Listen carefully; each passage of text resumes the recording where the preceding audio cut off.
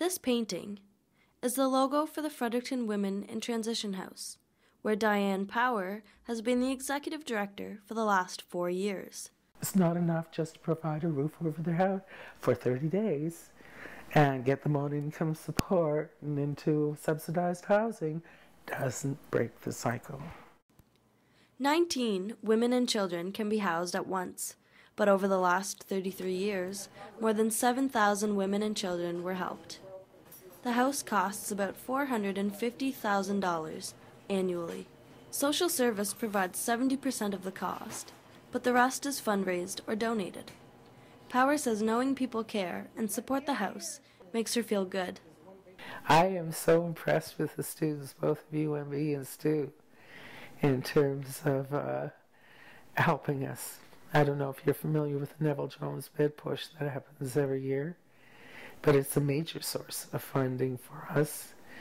And the UMB women and Stu women, I think, they put on the vagina monologues just recently. It is an amazing feeling to go on stage and have that reception from the audience and feel like you're doing something that's important. You're not only in theater, but you're making this movement. It's kind of beautiful. Some Frederictonians celebrated International Women's Day with local music, food, and presentations.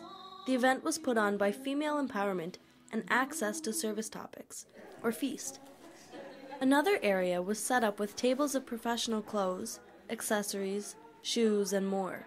It was all donated and there for women and girls to take. I would like to see many more programs available for boys, especially who've grown up in violent homes, because they're our next perpetrators in training.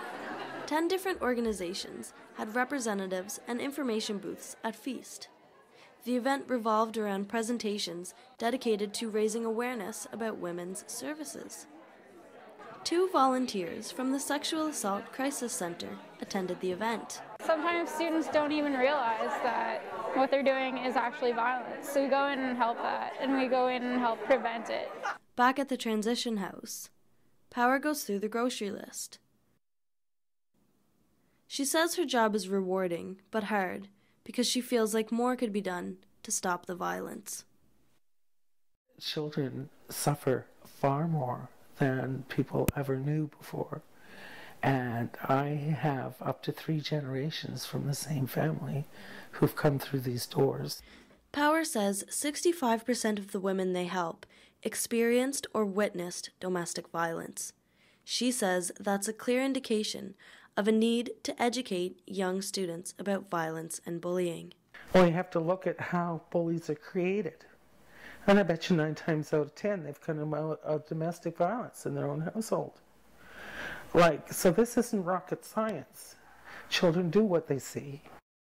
The Transition House for Women provides shelter, childcare, and food, and a staff member is always at the house to offer emotional support. The Fredericton Women in Transition House and other local organizations are dedicated to empowering, educating, and helping abused women. Some within those organizations say there aren't enough programs for boys and men.